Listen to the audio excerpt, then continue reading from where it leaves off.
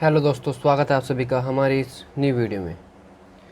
दोस्तों, एक टॉपिक ऐसा है जो आप में से जो छोटी क्लास में है उनके लिए और जो कंपटीशन की तैयारी कर रहे हैं, इवन जो 9 10th या 11 12th में जो स्टूडेंट्स पढ़ते हैं उनके लिए भी बहुत ज़्यादा इंपॉर्टेंट है। दोस्तों, टॉपिक क्या है समझ लेते हैं। Rational and irrational numbers. ये ऐसा टॉपिक है जिसमें से कंपटीशन में भी 3 से 4 क्वेश्चन देखने के लिए आपको ज़रूर मिलते हैं दोस्तों, और छोटी क्लास में भी काफ़ी इंपॉर्टेंट है।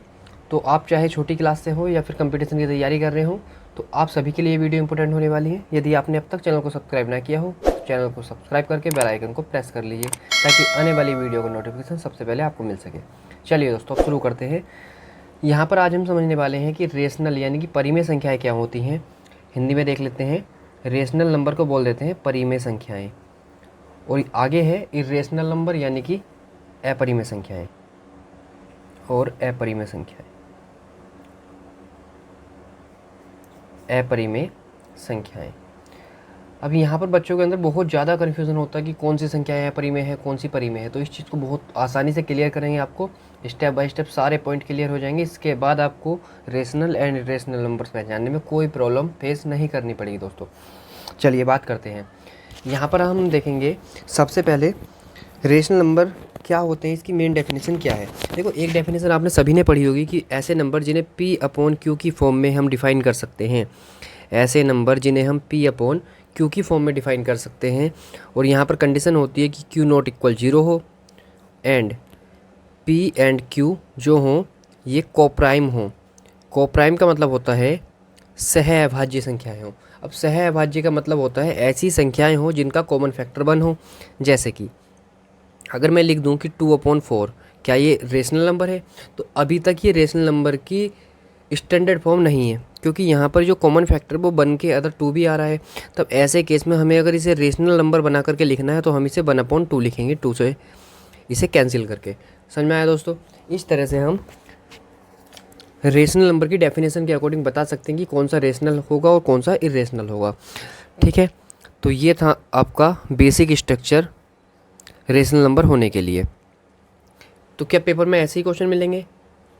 नहीं, पेपर में लिखा हुआ आएगा कुछ इस तरह से कि सपोज़ कीजिए कि √3 क्या है, √5 क्या है, √7 क्या है।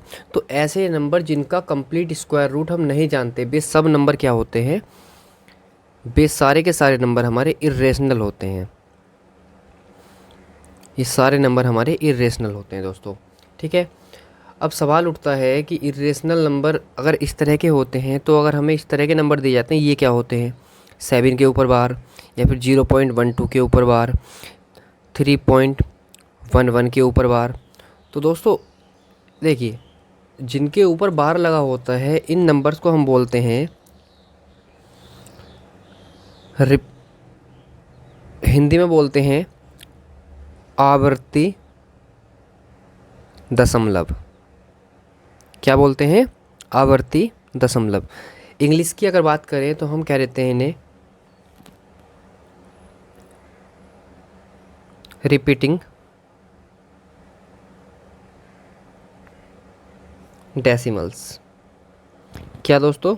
Repeating decimals. हम इसे रिक्यूरिंग डेसिमल भी कह सकते हैं, क्योंकि यहाँ पर दोनों का ही मतलब क्या होता है? आवर्ती होना, बार बार रिपीट होना। ठीक है,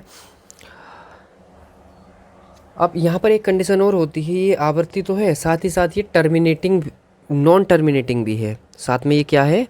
non terminating. Non terminating, non terminating decimal. अब ये नॉन टर्मिनेटिंग डेसिमल को हिंदी में क्या कहते हैं? नॉन टर्मिनेटिंग डेसिमल का मतलब होता है अशांत,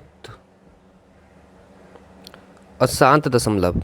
मतलब ऐसा कोई स्ट्रक्चर आपको दिया जाए जिसमें डिवाइड करने पर कभी वो डिवाइड ही ना हो कम्प्लीटली, हमेशा कुछ ना कुछ बचता रहे। जैसे अगर मैंने कहा कि 1 को 3 से डिवाइड कर दीजिए, तो आप अगर इसे डिवाइड करने बैठोगे ना, तो ये 0.333333, मतलब आपको पता ही नहीं है इसका लास्ट कहाँ पर है।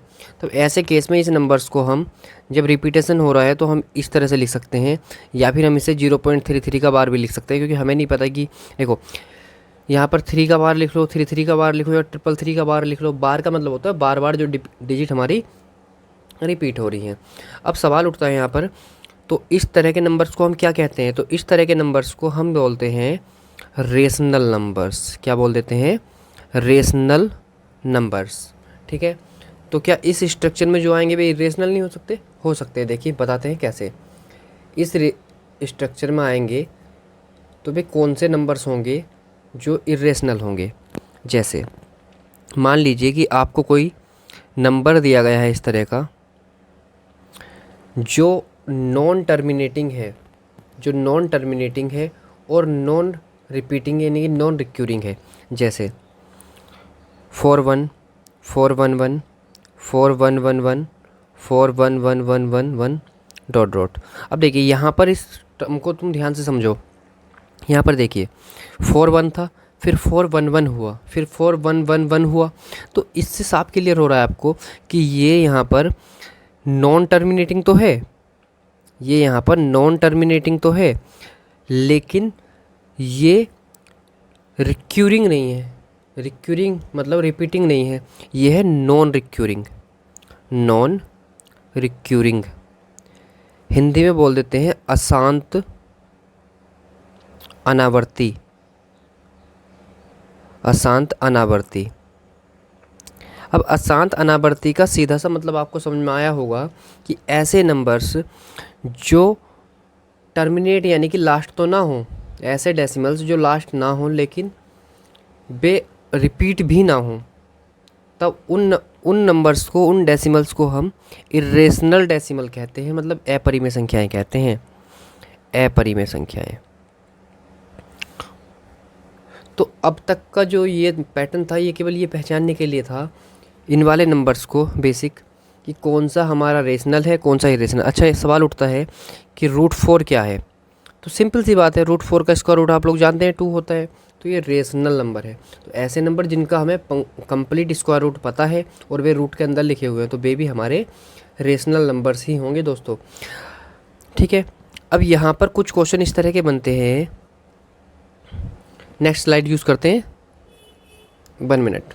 अब यहाँ पर कुछ क्वेश्चन इस तरह के बनते हैं कि रेशनल नंबर्स को ऐड करने पे क्या होता है, या इरेशनल नंबर को ऐड करने पे क्या होता है, सब्ट्रैक्ट करने पे क्या होता है। तो उस सब को भी बहुत ध्यान से समझ लेंगे। बहुत आसान चीज़ है, एक बार समझ लीजिए, उसके बाद आप कभी नहीं भूलने वाले, वादा है ये।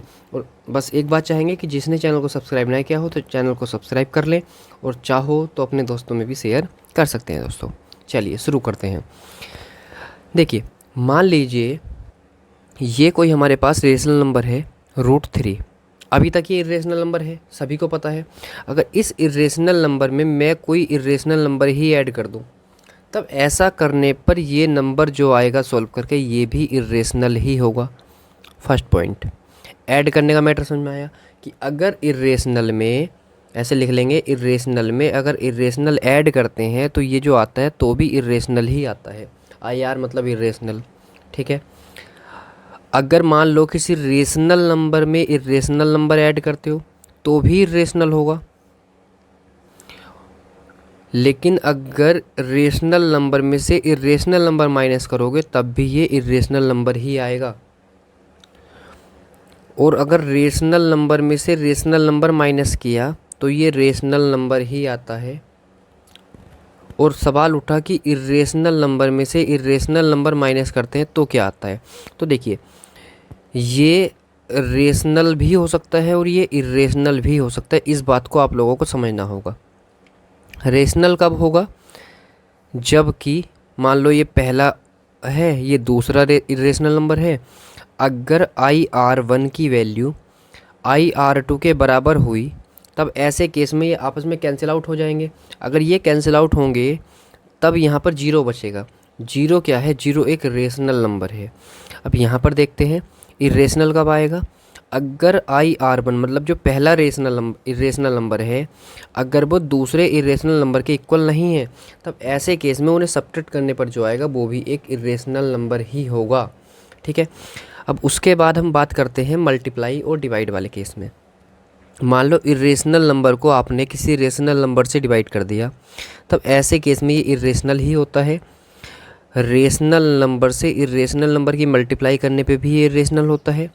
लेकिन अगर इरेशनल नंबर को इरेशनल नंबर से मतलब अपरिमेय को अपरिमेय से भाग करते हैं तो यहाँ पर भी 2 केस बनते हैं आपके। सपोज़ करो ये पहला है, ये दूसरा है, तो ये रेशनल भी हो सकता है और इरेशनल भी हो सकता है। अगर पहला रेशनल नंबर ऊपर वाला नीचे वाले रेशनल नंबर के बराबर हुआ तो ये कैंसिल आउट होकर के 1 देंगे, जो कि 1 क्या होता है, 1 होता है रेशनल नंबर। ठीक है गाइज, अब बात करते हैं इरेशनल कब होगा। जब पहला इरेशनल नंबर दूसरे इरेशनल नंबर के बराबर ना हो, ऐसे केस में ये इरेशनल नंबर ही आएगा कंफर्म। अब आगे एक पॉइंट और समझ लेते हैं कि अगर रेशनल की मल्टीप्लाई रेशनल से करोगे तब क्या आएगा, तब भी रेशनल आएगा। मतलब परिमेय की परिमेय से मल्टीप्लाई करने से परिमेय संख्या ही आती है दोस्तों। ठीक है, तो ये आज की कुछ इन्फॉर्मेशन थी जो आपको रेशनल और इरेशनल वाले क्वेश्चंस को समझने में हेल्प करेगी। अब नेक्स्ट वीडियो में हम इस इरेशनल और रेशनल नंबर से रिलेटेड क्या टॉपिक आपको समझाएं, कमेंट बॉक्स में ज़रूर बताना दोस्तों। और ये जितनी नॉलेज आपको बताई गई है, जितनी बातें बताई गई हैं, क्या ये सब आपको पता थी पहले से, कमेंट बॉक्स में कमेंट करके ज़रूर बताना दोस्तों। जय हिंद।